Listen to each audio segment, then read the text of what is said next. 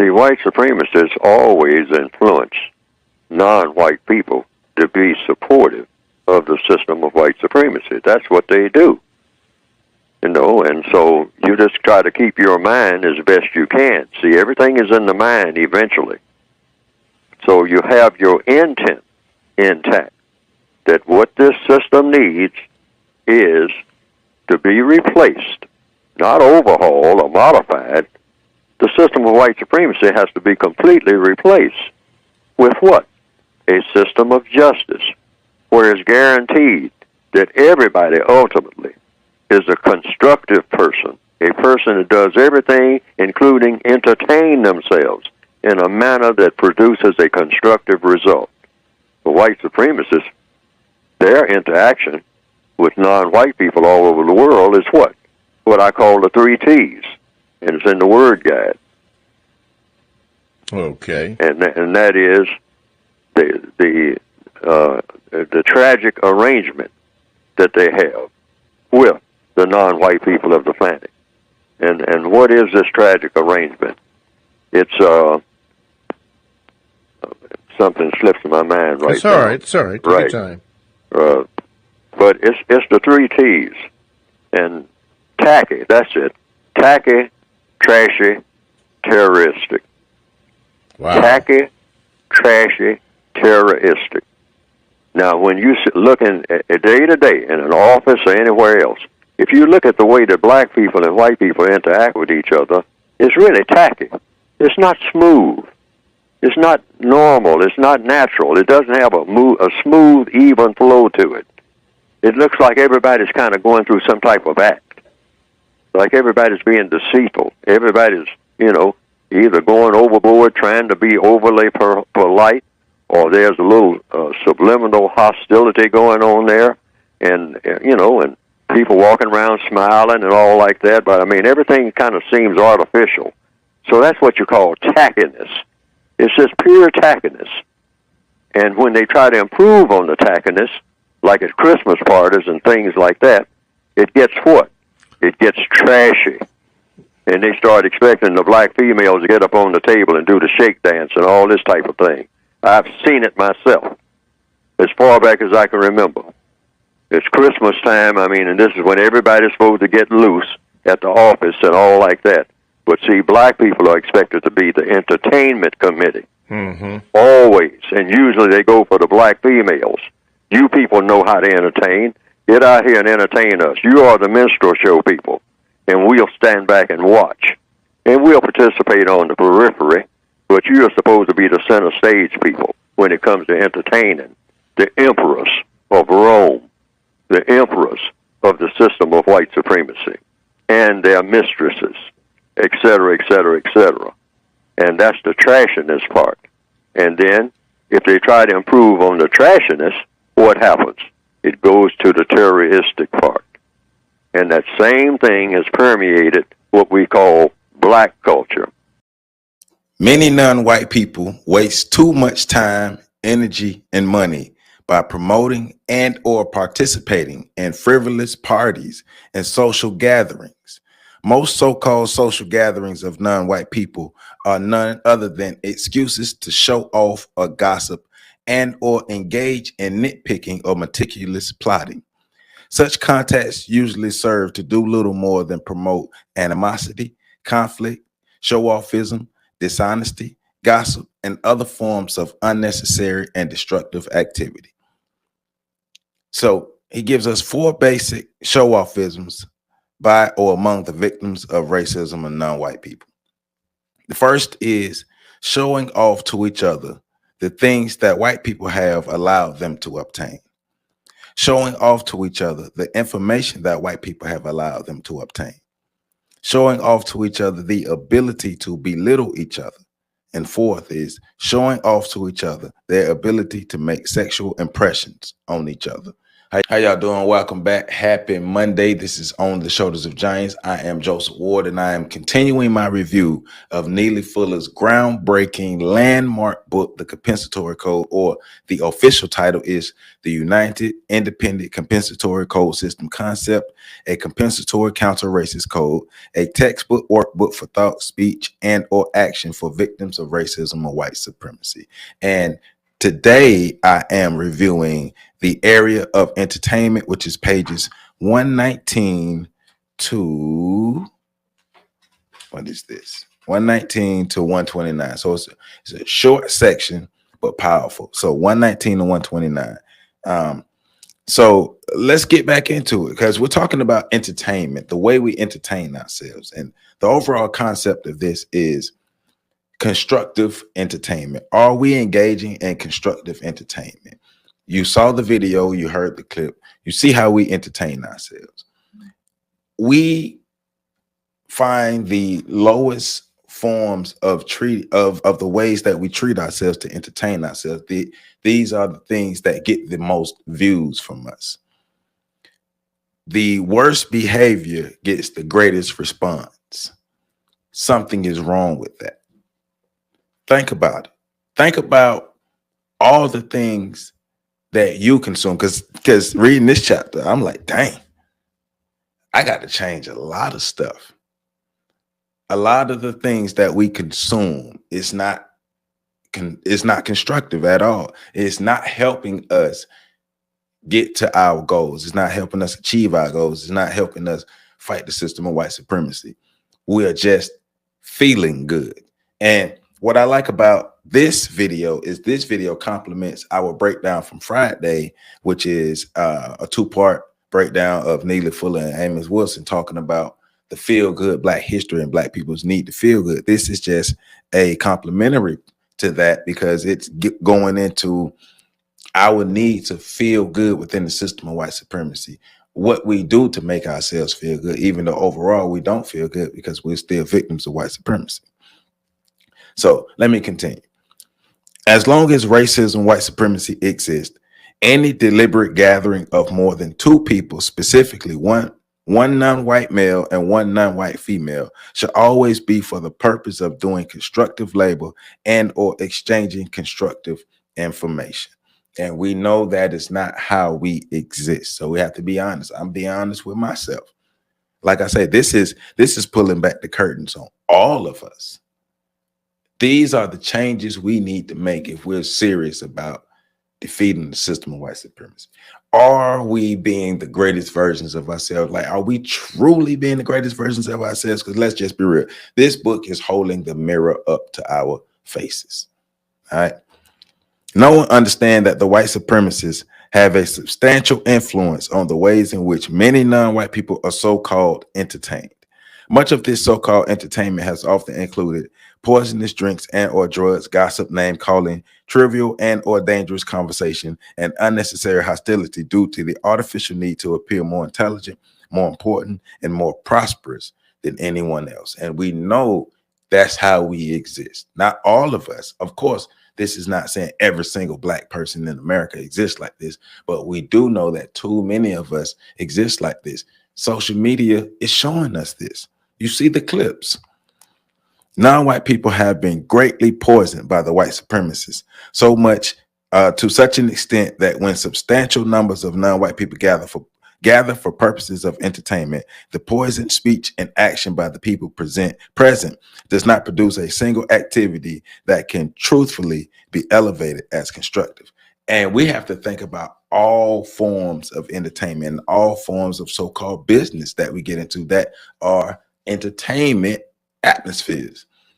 When we get together, no matter the realm of what Black people exist in, when we're getting together, we're not truly being constructive.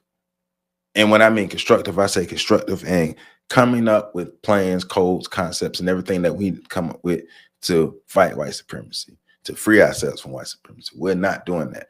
We're mostly just entertaining and celebrating ourselves. Let's be honest about it. Let's take a critical look. Let's really think deep. Let's think hard. When we get together, what is our overall goal? What is our overall purpose? What is because our idea of leisure is getting away from the work. But Neely Fuller is saying, how can you get away from the work when the work impacts every aspect of your life? There's no getting away from the work. You have to transform every aspect of your life to be something that is combating white supremacy.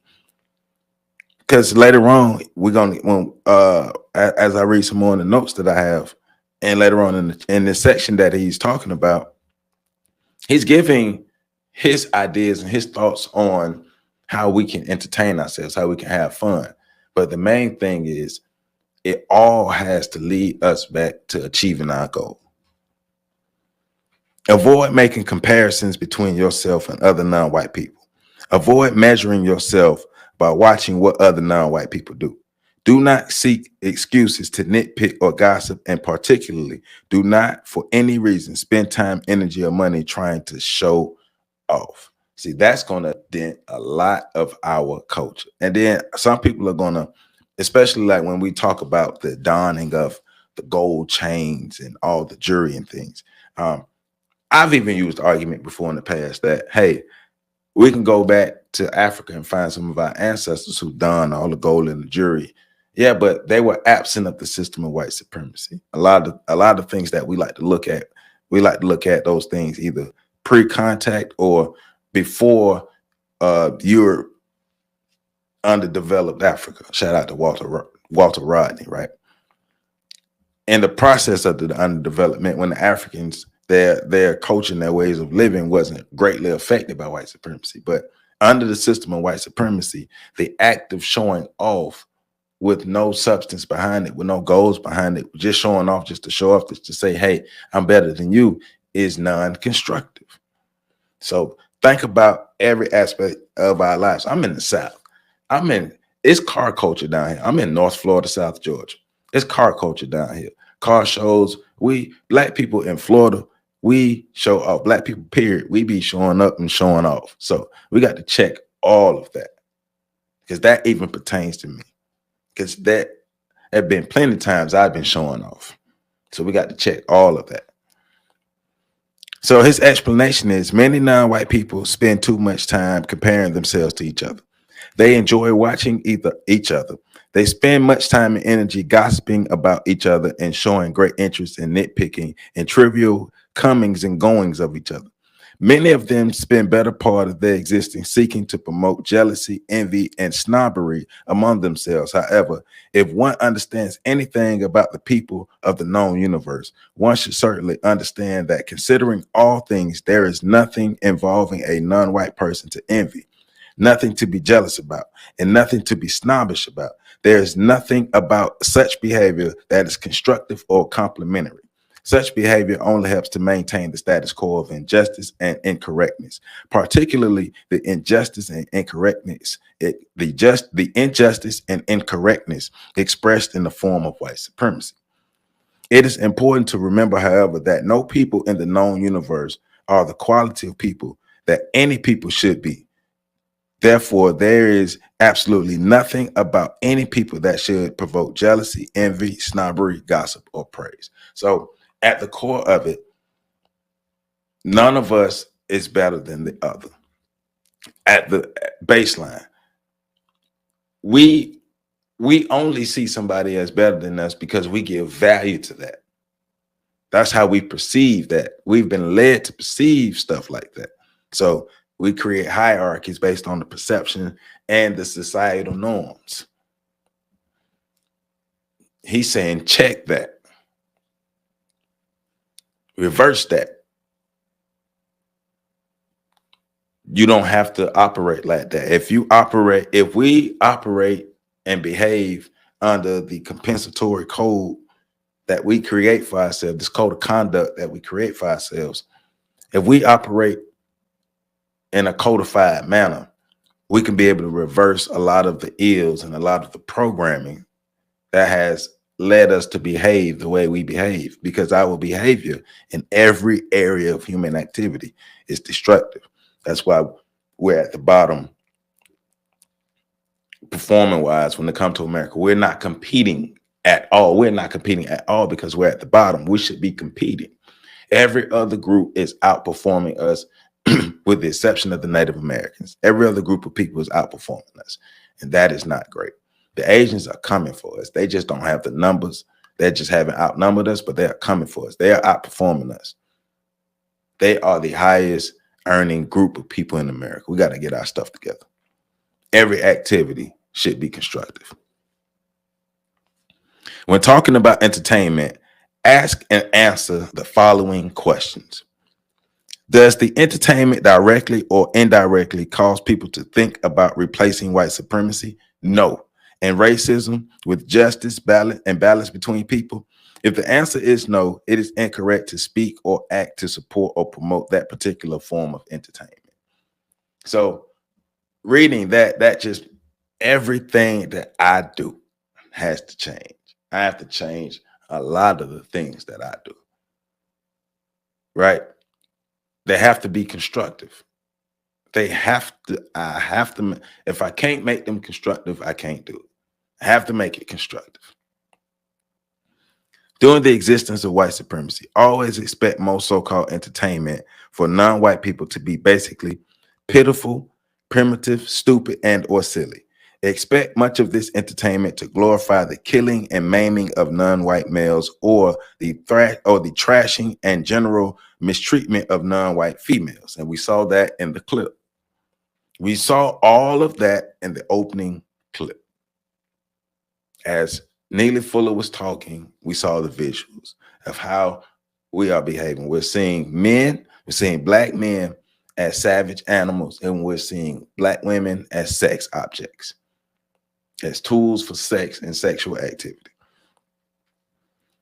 During the existence of white supremacy and according to compensatory counter-racist logic, it is incorrect to expect the white supremacists, racist man or racist woman, and remember, racist man and racist woman is the collective of the white supremacists, to promote forms of entertainment among non-white people that are deliberately designed to produce non-constructive results. Let me read that again. During the existence of white supremacy and according to compensatory logic, it is correct to expect the white supremacists to promote forms of entertainment among non-white people that are deliberately designed to produce non-constructive results. Look at what we watch on TV. Look at what we watch on social media.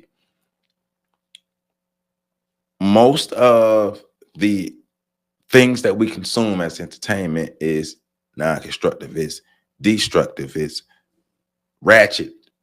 That's the word we use, right? Ratchet entertainment. We go as far as making excuses for the stuff that we consume, knowing that it's not good for us, but we like the way it makes us feel. Once again, our feelings are more important than liberation. That is a problem because that's really where we are. The entertainment makes us feel good. It's our idea, it's our belief that we are escaping from the system of white supremacy. No. It's like a drug that makes you feel good, but it's not good for you. It's actually doing harm to you, and it's helping to prop up the system of white supremacy. Because why fight the system of white supremacy when you're too busy feeling good? And if they take away your means of feeling good, you're just going to try to find another way of feeling good. But what you're not going to do with that mindset is fight the system of white supremacy.